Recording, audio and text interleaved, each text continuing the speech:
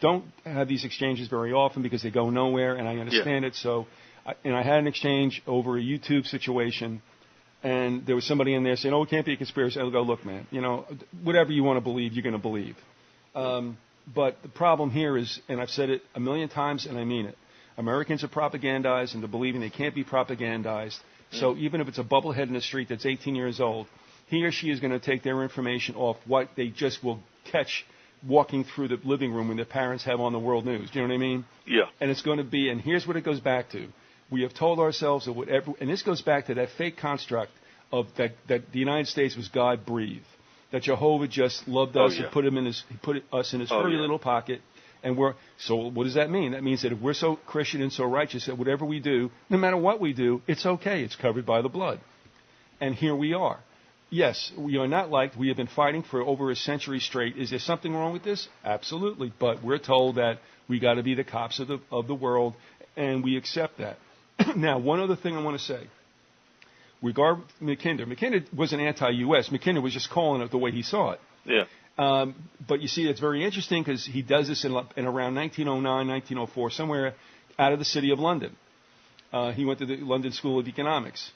Secondly, there was that book that was written by a Catholic priest, Lord of the World, in which in 1909 he lays out a World War III scenario before there was World War I or II. Same situation, a continental attack from the east. So and of course that comes out of London as well. Do they know something we don't know? And yeah, and I think most definitely they know a lot that we don't know. What was that? I know something I can't tell. Indian Joe is ticklish. Anyway, I don't know why I did that. Yes, I do. Adolescent humor. That's it. And you can always find it here on Think or Be Eaten. We love it, and we know it annoys the heck out of people. Think or Turn Red. Yeah.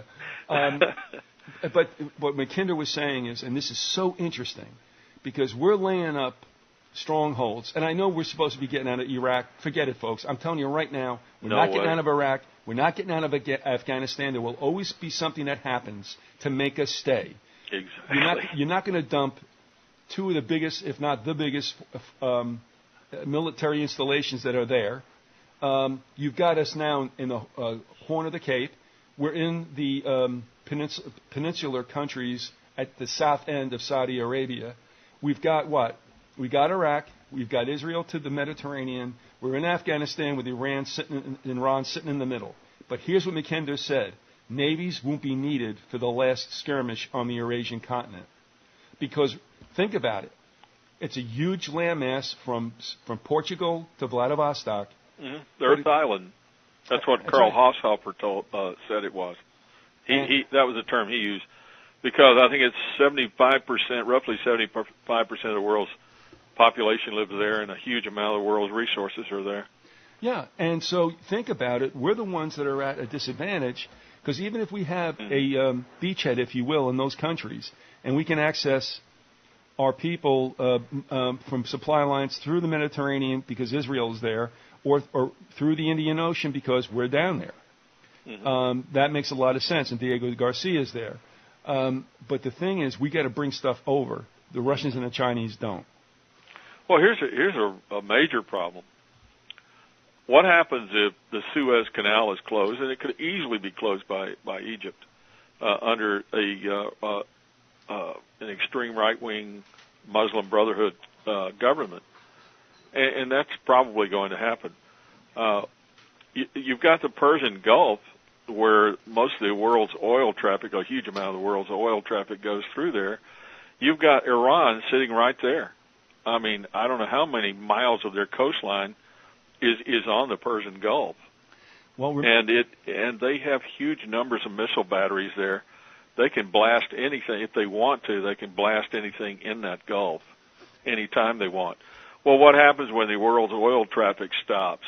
I'll tell you what happens is gasoline going for $3.50 or whatever it is now, depending on what part of the country you're in, goes up to $10 a gallon overnight, or within a week. Well, and it will completely destroy our economy. That will probably happen. It'll be like it was in '73 or '74, only this time on steroids. Mm-hmm. But the thing is, when that does happen, it will make America clamor for, screw the Egyptians or whatever, the Saudis, go take it, and we will. Mm-hmm. So I think you're right. I think we'll see deprivation here, but that'll get everybody all worked up in the United States about go take it, and we'll take it. Yeah. And of course, that'll inflame everyone else, and there we go. Yeah, it's just a situation where there are too many factors involved, which, over too long a period of time, this has all been building up, and Iran's not going away. Iran's getting stronger all the time. Iran is influencing Egypt. Iran is influencing, for example, Saudi Arabia and Iran are kind of duking it out to see who's the most powerful state in the Middle East. Of course, Egypt, each one of them has an influence on Egypt, but Iran is starting to win the day as far as Egypt is concerned. And really, when you get down to it, Iran might be even more radical than Saudi Arabia, because Saudi Arabia just sponsors terrorism. The Iranians actually do it along with sponsoring it, and they want to take it to the level of nation states, not just individual bands of terrorists. They don't care about Al Qaeda. They're gonna, they've got their own guys, and Hamas and Hezbollah are very much influenced by, especially Hezbollah is more or less a branch of Iran. And here's a kicker. I was talking earlier about the prophet in the Old Testament. I believe it's in Zechariah 17, where he talks about Damascus no longer being a city. It's being a wasteland. It's being destroyed. Well, that's never happened in the history of the world. What happens if there's an attack upon Israel and it's tied in, and Syria, of course, is always involved in these attacks. And for whatever reason, the Israelis say, I think we've had enough. And they go ahead and they blast Damascus. Well, that'll start the ball rolling. Because Syria and Iran are very tight. And, I can't see Syria just sitting, Iran just sitting there, not doing anything about it. There's all these different scenarios, and I realize it's all speculation, but there is just no way that there's not going to be a major war and eventually a third world war in the Middle East. It's coming. You have to be kind of dense not to see it. And the Bible predicts it. What I think is going to happen, and that much is made about Iran, and of course, I'll get a day job, is going to work his people up, and the new Ayatollah will come and work to the people, just like they did before. But you know what? Here's the way I feel about it. Iran really isn't anything. I'm telling you right now, they're a backhand. But that's my call, and you don't have to stick to it. But here's what I'm thinking is happening. Two guys want to fight this guy, but what they want to do is push out their little brother to start a spat. And when the little brother gets slapped, the two big guys say, okay, why don't you take me on? That's what I think Iran is going to be used for. They're going to be used as a detonation for the war. And they are going to get, they're not even going to be around. That's my call, but that's what I think happens. We demonize Iraq. We went in there. The poor Iraqi soldiers were like trying to surrender to drones, if you remember that. Mm-hmm. We heard all about the Bonded Republican Guard. Yeah, that worked out okay. And I'm sorry, but it's the same with Iran. Oh, they're this, they're that. Forget it. But what hurts me in particular is that, it's funny. They're not Arabs. They're Aryans. Mm-hmm. That's why they started calling the country Iran instead of Persia. Is back in the 1930s, the Nazis had a great deal of influence in Iran, and they decided that they would rename the country Iran, which means Aryan, as opposed to Persia. Yeah. Well, and people keep thinking that, there's just no way with all that influence, to hate the Jews and destroy them, and this whole Aryan superiority, Aryan racial theories that are still very much in evidence in the world today. And people don't think that there's, they think there's going to be peace in that area. And what I'm saying is just absolutely no way. And can't be done. What bothers me is that I had a friend in college who was a soccer player who was Iranian. and his name is Abbas Kalani, and he was a great guy. And to show you how things have changed with our immigration, this guy wanted to go to medical school in the United States, but I guess his grades weren't all that good, but he would have needed some time to shore him up. Yeah. But he was timed out on because he got his bachelor's, and they told him to get home. So what I'm saying, isn't it funny? You can't send illegals home now, but they could find someone like Abbas, you know what I mean, who was an upstanding citizen, and say, hey, you're out of here. But here's the bad part. His family was Shah backers.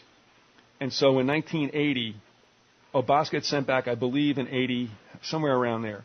But we were thinking he was being sent to his death because his family was behind the Shah.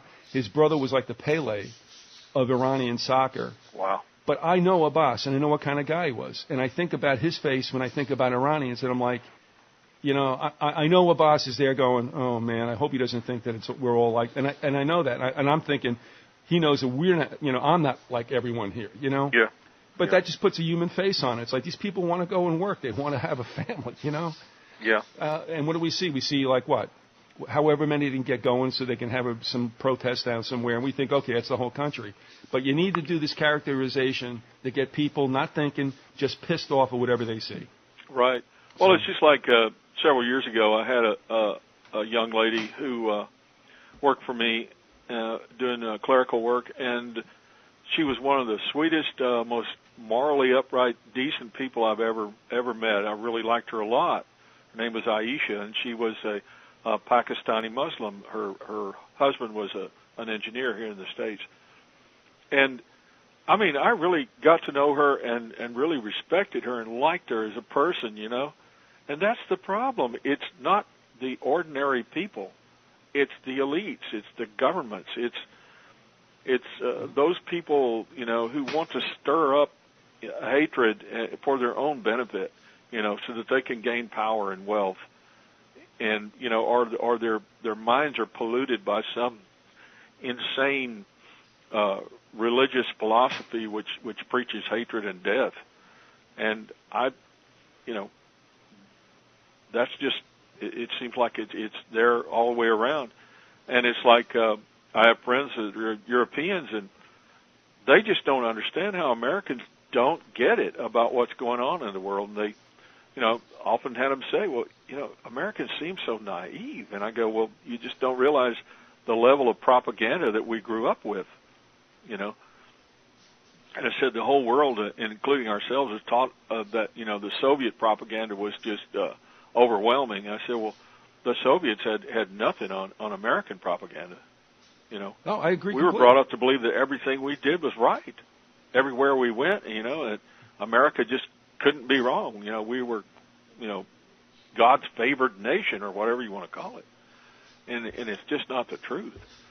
No, but it's working, and it's going to continue to work, and that's why, you know, what we're saying is that we want to see this. We're not considering this all a fait accompli, but it is, and it's not because we're Christians who think we're going to get out of this without some kind of very nasty situation. It's just that that's the way it is, and we're just calling it in a realistic manner. We're not rooting for it, but, I mean, it seems pretty clear to you, myself, and a bunch of others about what's going to happen. And, right. You know, and everything else is just falderal, and here we are, you know, get our government back, get our, right, I know, I hear all this stuff.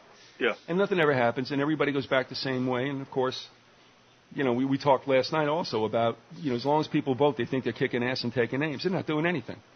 Because what gets me is you've got these, and I'll name names here, you've got Alexander the Great here in Austin, who is constantly pumping up, you know, we've got him on the run, buy my videos. And, I mean, has this guy ever looked at the situation in the Middle East? You know, if that isn't the New World Order seeking to, you know, expand itself eventually and taking over the world, then I don't know what is. And I mean, where are they on the run? Can somebody show me where the New World Order is being forced to retreat? You know, I've heard you say that, and I just want to, you know, chime in on it because I don't see it. I don't see it anywhere. I mean, I don't see any place where people are stopping them. I don't see any place where people are pushing them back. All right. And I promise this will be it. I'll terminate this very long digression. But here's the thing that's interesting to me. And there was a change in Alexander the Great's strategy, probably around 03 and 04. It was clear that some money came into that program. I'm not saying he's government or whatever, but here's what I find is an irreconcilable dichotomy in his strategy. And it started when he started stumping for Ron Paul. Now, here's my point. Yeah. He's got people all upset about government and the military. And we're supposed to take our country back, all that jazz. Okay, so they're the enemies. And yet you're telling people to go vote. Okay, and it's for Ron Paul, great. But here's my point. If he's got you voting for Ron Paul, he's got you back in the system. If you're back in the right, and if you're back in the system, you're not going to overthrow the system because you're too busy trying to, quote, change the system through the ballot box, and that is an absolute dead end because whoever gets into office is selected, and so whatever you vote for, it's really, I'm sorry to say this, but it's political masturbation. It's not going anywhere. Yeah. But people think when they come back from the ballot box, well, at least I showed them. No, you didn't show anybody, man. You're an idiot. So here's my point. You're going to defeat the system by continuing to fall in line with what the system does. That's it, and that's all need to be said. But that's exactly what he's doing, and that's happened since that change, and that's when I got out of Dodge. Yeah. So, and then all the other. It's sad too because I used to laugh at Alex. I mean, literally just roll laughing quite a few years ago, back in the mid '90s, when he had a small access television show here in Austin. And my buddy Al and I would get together and just have a hoot. We'd sit there and laugh at him.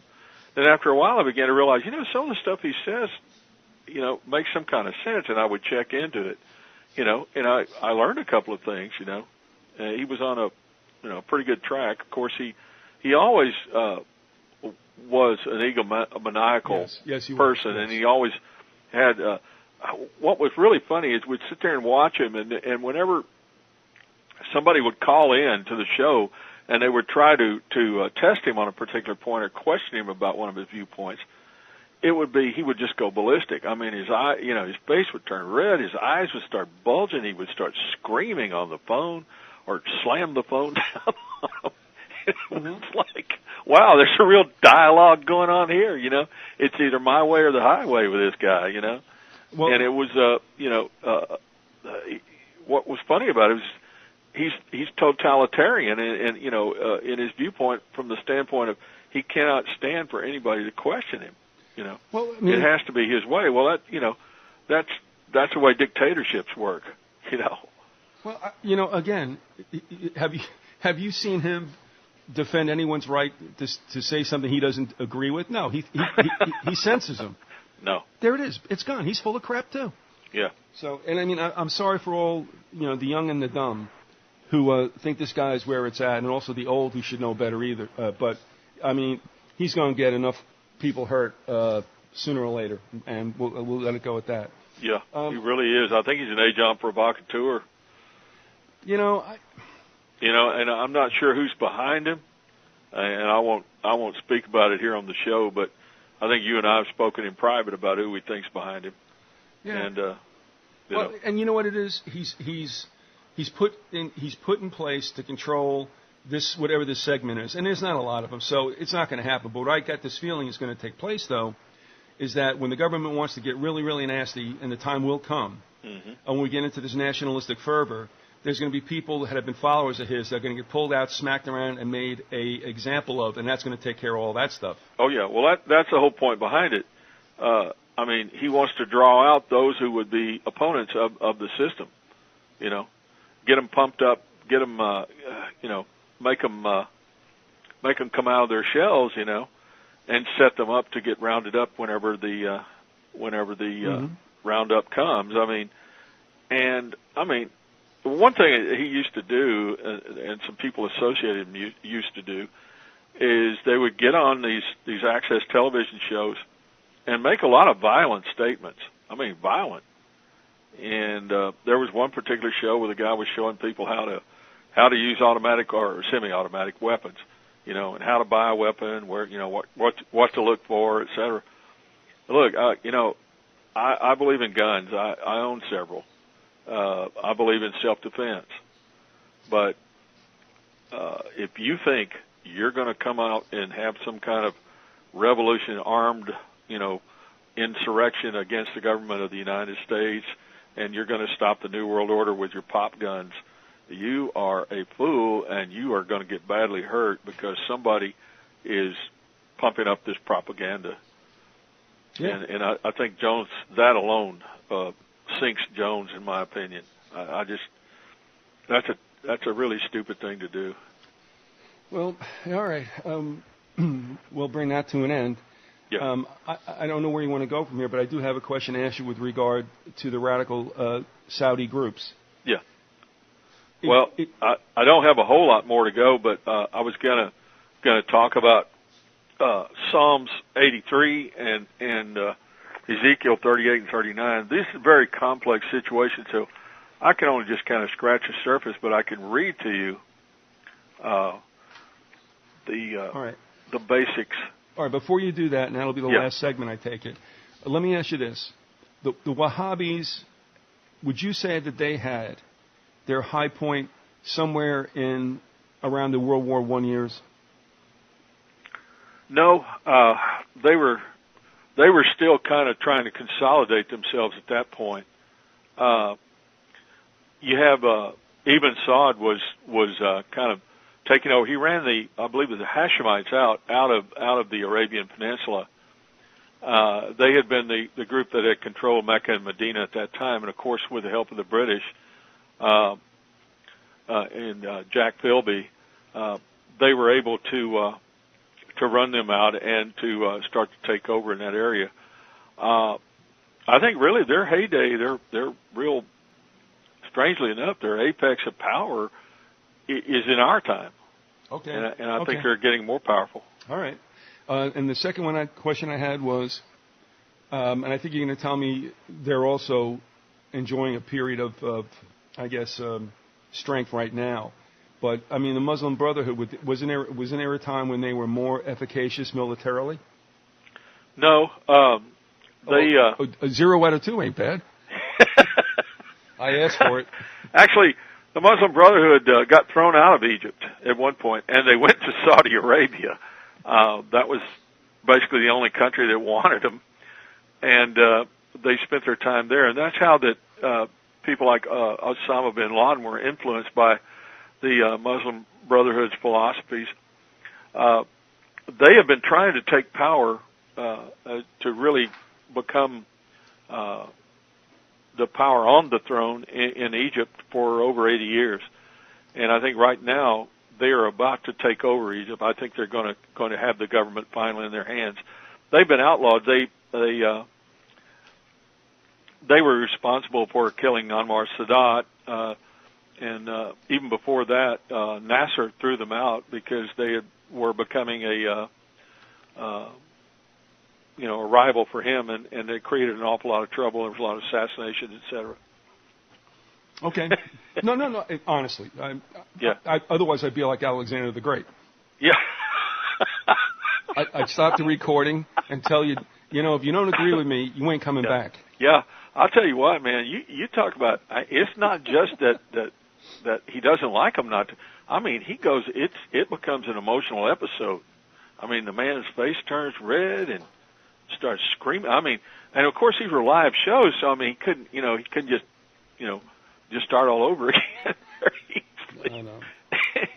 And it was like after a while, I think the people at Access Television here in Austin kind of got a little tired of that. He got thrown off the air at one point and then came back, and then, but that was his avenue to power. And it was really some fun stuff. Al and I used to just really get a big laugh out of it. Well, you used to laugh at Hitler too. Yeah, exactly. I kind of feel the same way. We should make a movie all about this patriot movement. Say coconuts too. So, all right. Yeah, I found out recently that my ex-brother-in-law, whom I'm not fond of anymore, has become one of these patriots and is buying all kinds of weapons and is spouting off this. I heard this through my nephew, and it was really pretty sad because the guy used to. I just think he was a pretty decent guy, but he's just kind of gone off the deep end, and I think he's buying into all the. I'm sure he's listening to RBN, GCN, and all the Patriot networks, and I'm sure they're all gonna stash all the weapons they can and wait for the signal from Alex the Great or whatever. Sexually frustrated white men. Yeah. That's my call. Yeah. I think there's a lot of truth to that. Yeah, and farm animals too. So, and don't kid yourself. Oh man. Yep. All right, now we're going to switch to scripture. What a great segue. Yeah. It maybe it can bring a little class into it. Hopefully, because I can't. I'm going to try. No. Anyway, in Psalm 83, I can read from the King James Version. It's a song or psalm by a prophet, a minor prophet, I guess, named Asaph, and he says, "Keep not thy silence, O God; hold not thy peace, and be not still, O God. For lo, thine enemies make a tumult, and they that hate thee have lifted up the head. They have taken crafty counsel against thy people, and consulted against thy hidden ones. They have said, Come and let us cut them off from being a nation, that the name of Israel may be no more in remembrance. For they have consulted together with one consent. They are confederate against thee. The tabernacles of Edom, and the Ishmaelites of Moab, and the Hagarenes, Gebal and Ammon, and Amalek, the Philistines, with the inhabitants of Tyre. Asher also is joined with them, and they have holpen the children of Lot. Selah. I don't know what holpen means, but at any rate, that's the first part of the psalm from verses 1 through 8. And I've got there's several different interpretations as to who those nations are. It's a lot more difficult to interpret who they are in Psalms 83 than it is in Eziekiel, which is a little more clear.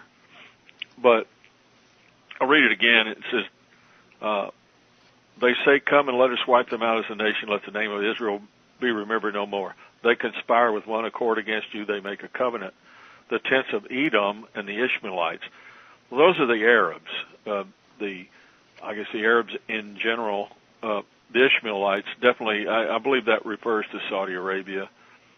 The Moab and the Hagrites, Gebal and Ammon and Amalek, I believe is Jordan, according to this, and Philistia with the inhabitants of Tyre's Lebanon, and Assyria would be Syria.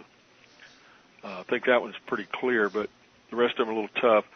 I've got another interpretation of who they are, and it's a website. It's a Christian website.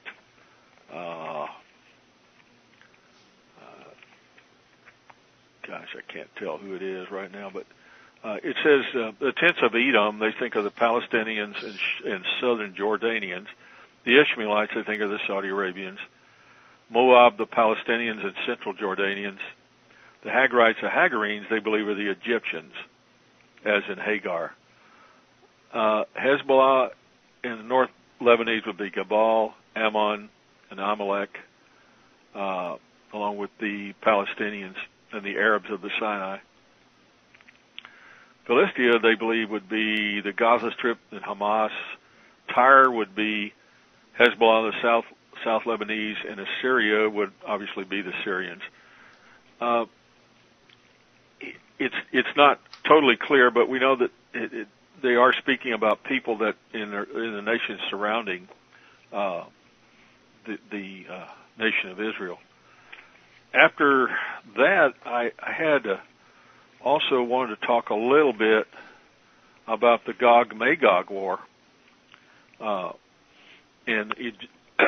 Excuse me. In Ezekiel chapters 38 and 39, there's a prophecy that several, what we believe are Arab and North African nations will rally together and mount a massive military operation against the nation of Israel. And it goes, I'll read from the Bible, King James, just a second. Ezekiel 38, 1 through 7. And this is where God directs Ezekiel to prophesy against the land of Magog and its leader, Gog, which many believe, it's not set in stone, but many believe that's Russia. And several nations are named, such as Persia, which is obviously Iran, and I believe also parts of Iraq, which were originally Persia. Also Ethiopia and Libya are named. Anyway, and the word of the Lord came unto me, saying, Son of man, set thy face against Gog, the land of Magog, the chief prince of Meshech and Tubal, and prophesy against him. And say, Thus saith the Lord God, Behold, I am against thee, O Gog, the chief prince of Meshech and Tubal.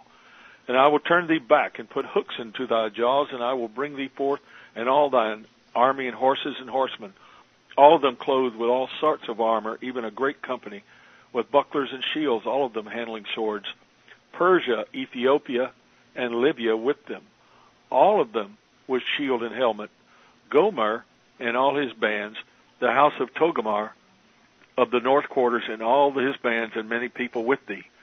Be thou prepared, and prepare thyself, thou and all thy company that are assembled unto thee, and be thou on guard unto them.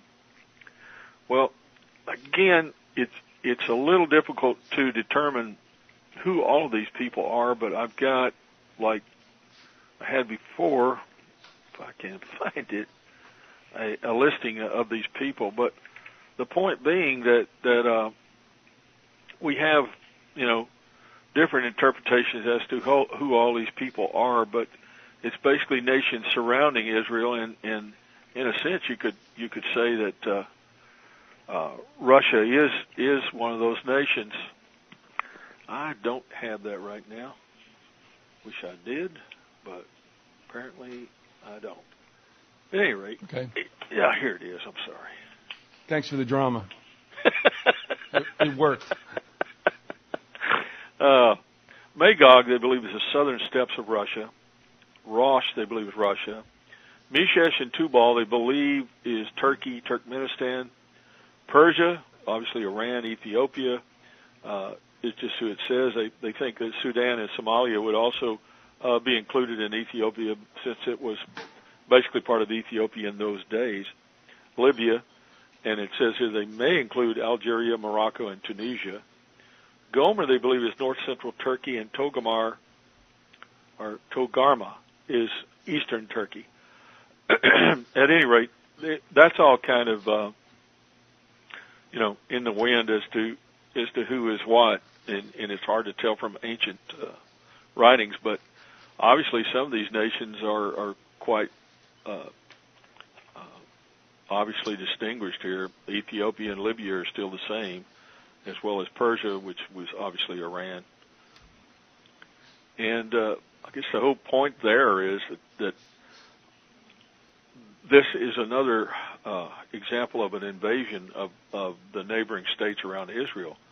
What I believe is that it's possible that it's a two-stage war, and the original would be in Psalm 83, with the nations named there, and then the follow-up would be with Ezekiel 38. There's also going to be a period of time of peace, which would be negotiated by a European leader, Antichrist, and it would set Israel up for invasion. Well, as I said to you before, there's going to be a lot of machinations and manipulations and changes and a lot of intrigue.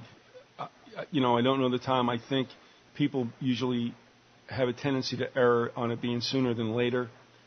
I got to say, for as much as it means to people like yourself and myself, only because of the age that we're in at this point in time, I think it's only fair to say that it's not that we don't care, and it's not because of our age that we say, this is inevitable because we're not going to go fight it. That's, that's understandable.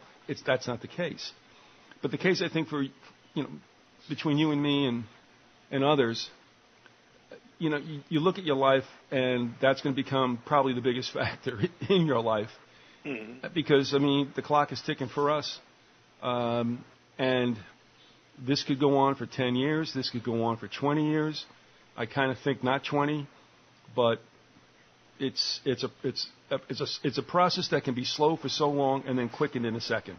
Yeah. But you know what I mean? We got these characters who, of course, you know, camping with the end of the world, and this guy Tapley, and he's going on, you know, it's the end of the world in 08, it's the end of the world in 2010, and this guy keeps on going. It's like, yeah, all right, you know, doesn't wrong mean anything to you?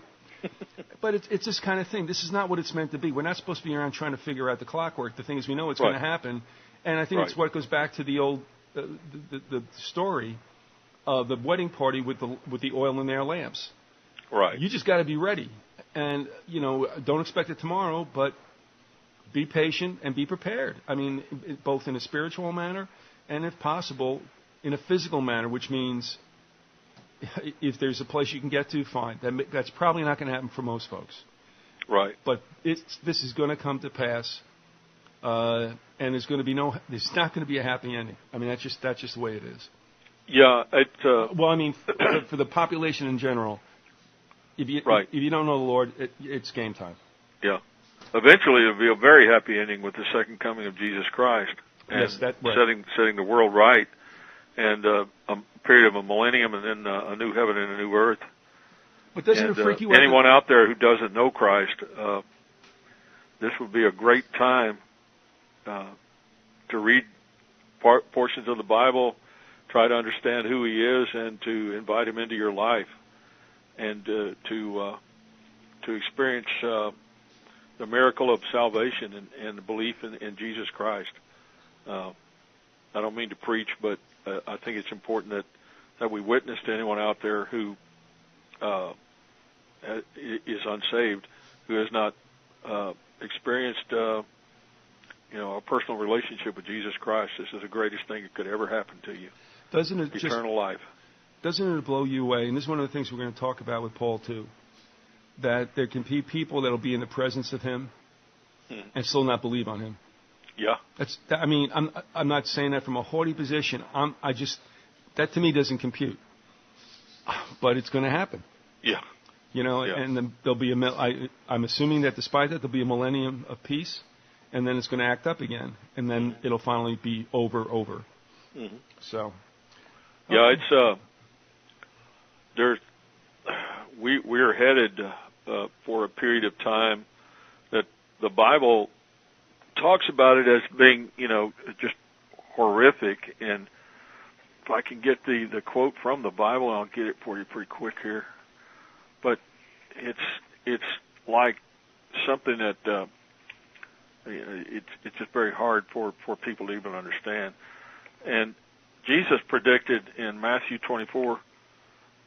And then there will be great distress, unequaled from the beginning of the world until now, and never to be equaled again. If those days had not been cut short, no one would survive.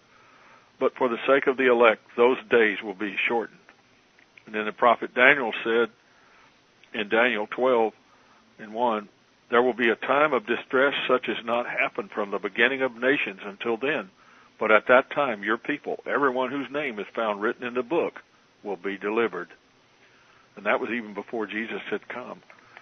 And then the prophet Isaiah said, the earth will be completely laid waste and completely despoiled, for the Lord has spoken this word. The earth is also polluted by its inhabitants, for they transgressed laws, violated statutes, broke the everlasting covenant. Therefore a curse devours the earth, and those who live in it are held guilty. Therefore the inhabitants of the earth are burned, and very few men are left. That's from Isaiah 24:3. And those words, it's really, I like to read the Bible because the words are so powerful and beautiful, much better than stuff I can come up with. But the point is that there's coming a time, it's not the end of the world, but there's coming a time when the world as we know it just won't exist anymore. A time of troubles that humankind has never seen before and never will see again. And just as they say in the Bible, if they didn't cut it short, nobody would survive. Yep. So, in a sense, be happy for every day that has some semblance of normalcy, because that's being chiseled at. You're right, man. You know, I started thinking about that listening to one of your broadcasts, and you were talking about it, and it was kind of the message when, you know, make sure to smell the flowers, and enjoy the sunshine and enjoy the good times while you can, and thank God for having the good times. Oh, this was given to us to enjoy. Mm-hmm. And I will say that, being involved in the research and this Patriot thing, blah, blah, blah, whatever, has a tendency to sap everything. Mm-hmm. And I hate to say it, but, all our efforts, I'm not going to say are going to go for naught, but the point is that if it takes over your life, then it's ridiculous, because then you cease to have a life. And I think for ourselves, not that we're like decrepit, but we're on the other side of the hill. Right. And, every day I get up, I'm like, okay, so far this is a good day. So. Yeah. I'm trying to look at it, that way lately, and you're right, man. It's like you've got to try to, enjoy the moment. And especially knowing that there's some very hard times coming. People think things are tough now economically and socially, but this is nothing compared to what's coming down the pike. And if you believe the Bible, which I do. And just if you're just a practical person looking at the world around you, I just can't believe anybody really takes it seriously and believes that there's going to be peace in the Middle East. What is what is your indicator that this is going to happen? Well, again, you push for that, believing that it'll happen, and that's where I think it gets rough. It's like, yes, would you want that? Of course. So you would at least try to, I guess, tilt yourself to a situation where you would be in support of that, but you also have to realize the big picture. But just to borrow a line, it's an old crack that's always made. Those who are involved in following these movements and listening every waking moment to this stuff, as I once did, you got to realize that if you're on your deathbed, it's the old story. You're probably not going to hear anyone say, "Gee, I should have spent another hour listening to GCN," mm-hmm. or RBN, or even us. It's like, no one's going to wind up saying, "Gee, I should have done even more." No. This is one time around. This is it. You don't get a second shot on this, on this planet. And usually, what they say is, if you do it right, once is enough. So, keep it in mind. Yeah. We're not defeatists. We're just being realists, and you have to walk some kind of line there. And the bottom line, though, is that the only way out is up, like you said. That's it. I'm sorry, folks. It's what it translates to. You don't want to hear it. I understand it completely, but there's nothing out there that's going to save you. So. Well, the only thing I can do in good conscience is to try to lead people to the Lord. That's all I know how to do, and try to make people aware of the events which I believe are going to take place, which the Bible teaches us. And beyond that, it's up to the individual. It's the individual's conscience, and hopefully, and I sincerely, I pray and hope that, we do some good with these broadcasts, and that, we might be able to point somebody to the truth and point somebody to the cross. And that's where it began, was the Jesus Christ shedding his blood on the cross to be a blood sacrifice for our sins. And it's done. It's over. He's overcome Satan. He's overcome hell. It's just a matter of it playing out in history. And the end result will be the triumph of Jesus Christ, and the triumph of good, and the triumph of our Father in heaven. And these, to me, obviously I talk a lot about politics, but all of that is only being done in the pursuance of trying to reach people with the gospel. Well, when you come on the show and you share what you do, we are guaranteed. It says the word cannot come back void. Will not, cannot. Yeah. The other thing is, you're told not to stand around and count the numbers. So You just do what you do because it cannot come back void. You don't know who's out there. Right. You never know, and that's fine. It's a reasonable sacrifice to do what you do, and that's that. Right. It'll never come back void. So, all right. Well, I guess we've come to the end of it. Now, just as an idea, we're going to take a break. We got a Father's Day coming up, and that means a lot of things for a lot of people, and rightly so. We'll probably see you on the other side of that date. Where are you going to take us when we pick it back up?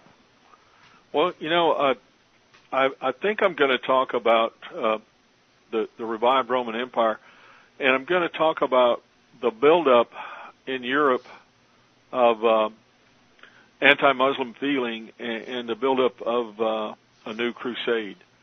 That's kind of where I'm headed. I'm also hoping that we can get a hold of Andy Colvin and do something with him eventually. We talked about it a little bit, doing something about Nazi technology and UFOs. We can do that, and that kind of is a standalone as well. We can do that anytime you want to. So sure. You give me a heads up, and Andy's definitely up for it. Yeah, that'd be great. Okay. I didn't know if you'd talked to him about it or whether he'd been listening to these broadcasts, but no, that's fine with him, and I'll probably be talking to him Monday or Tuesday. Yeah, and we'll find a time when that's good. And all right. And we, even if it's the next installment or whatever, it doesn't really make any difference. I mean, it's part of the whole process. So. Yeah. Yeah, definitely. And I tell you, it keeps getting more interesting as more things are revealed as time goes on. So yeah, all right. I'm really enjoying myself with this. I'm glad somebody is. As rough as the subject is, and as dark as it is, it has that silver lining, a beautiful silver lining that makes it worthwhile to talk about these things. Yeah, I mean, again, time and chance befall all. Did you ever hear the story about that, by the way? No, sir. Remember saying this? Okay. What struck me always is that you don't think about luck. And I've said this once before, so anybody who's heard it, just deal with me.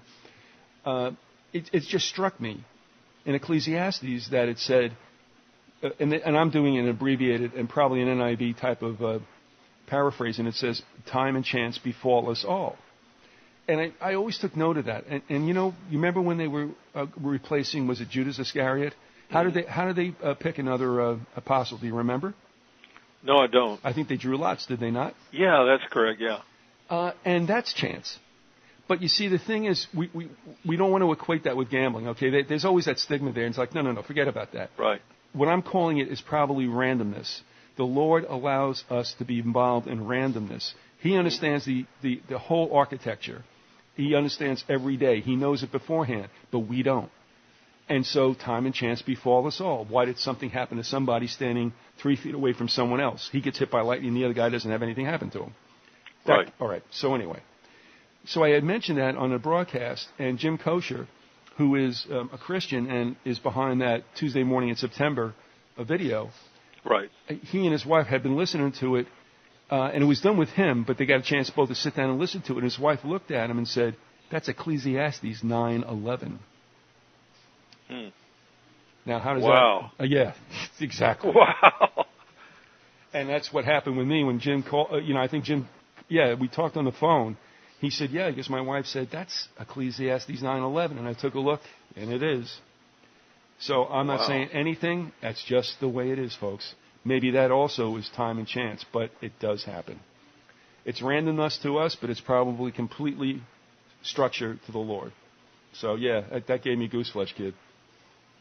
So anyway, I believe it, man. That yes. That's what brought me on this path. Where the two of us met each other, was my interest in the events of 9/11 and how they related to, the Bible and prophecy, and that's how we got on the path of becoming friends and doing this kind of thing. And wasn't that your lucky day? Yeah. Don't blame that on me, man. It really was. All right. So anyway, we'll pick it up on the other side of the 19th, I believe that would be. We'll pick it up on the other side of the 19th, and maybe we'll start off with that. Otherwise, I know you're prepared to go, so we'll do that. Yeah. And again, thanks for spending the time with us as we continue the series. And I'm sure we've got a couple of months left to go. Yeah, there's other things to talk about, this for sure. That's what I was afraid of. So, one thing I like to talk about is domestic terrorism and how that relates to the Nazis, and that's important. I'd like to talk about Oklahoma City in particular and certain other events. Yeah, I didn't finish it, but there's a book by Hannah Arendt about terrorism, and even Trotsky wrote a book. Oh, and I had it for a long time, and it was Something in Terrorism. So everybody knew that would probably be the last major strategy, if you will, in the control of a people. Strategy of tension. In fact, Hitler talked about it quite a bit, about how to use terror. I can bring that into the discussion in the next go round. Talk about Hitler's theory about terror. He was big on that. Because it works. In fact, I'm looking for a quote from him here if I can find it. Oh yeah, it says here in this same book, America Betrayed, by Ron. It said Hitler believed in the power of terror. Terrorism works. As Hitler explained in his speeches, private conversations, and his book Mein Kampf, terrorism is a form of propaganda. It is a political weapon that can be used to instill fear, horror, and indignation, and to sap and destroy the will of a people. Through fear and terror, one can demand obedience and blind submission. Through fear and terror, and the promise of more terror to come, the terrorists will conquer all opposition. Terror is a political weapon, and its purpose is to force capitulation. And this is a quote from Hitler. Cruelty is impressive. Cruelty and brutal strength. The masses want it. They demand it. They need the thrill of terror to make them shudderingly submissive. The joy of killing brings men together. Hate, hate, and more hate. There's nothing that sustains you like hate. My morality is that of the magnificent blonde beast, roaming wantonly in search of prey and victory. Yes, we are barbarians. We want to be barbarians. It is an honorable title. When I came to power, I did not want the concentration camp to become old age pensioner homes, but instruments of terror. Terror is a salutary thing. The most effective method has at all times been terror or violence. Terror and violence is the weapon which most readily conquers reason. Terror at the place of employment, in the factory, in the meeting hall, and on the occasion of mass demonstrations will always be successful unless opposed by equal terror. The defeated adversary in most cases despairs of the success of any further resistance. Violence is broken only by violence and terror by terror. Only terror is capable of smashing terror. This is a tactic based on precise calculation of all human weaknesses, and its result will lead to success with almost mathematical certainty. The importance of physical terror toward the individual and the masses. The psychological effect can be calculated with precision. Shameless spiritual terrorization, the hideous abuse of their human freedom, ruthless force and brutality, they always submit in the end. I mean, the man is so evil, or was so evil, that it just defies the imagination. For him to speak of this, and he's coldly calculating its use to him, and just doesn't care, and is well aware of what he was doing, and calculated it all out. Nobody said that psychopaths weren't very persuasive. Yeah, exactly. And you know what? And they are completely liberated from caring about what happens to one other human being. Yeah. And when you get that taken out of the way, it can get. I'm assuming it can get really easy. Well, I think anyone who's involved with the occult and in his case with Satan himself, his conscience has become seared. Oh, good He word. has no conscience. It's all calculated. I'm going to do what I need to do to get ahead and to accomplish my goals, and I don't care who it hurts. I don't care what I have to do to other people, and I don't care what kind of destruction I rain down. Yeah, seared is a very good word, I have to admit. That was what I was thinking about. It was like, yep, that's it, bang. Just absolutely closed off forever.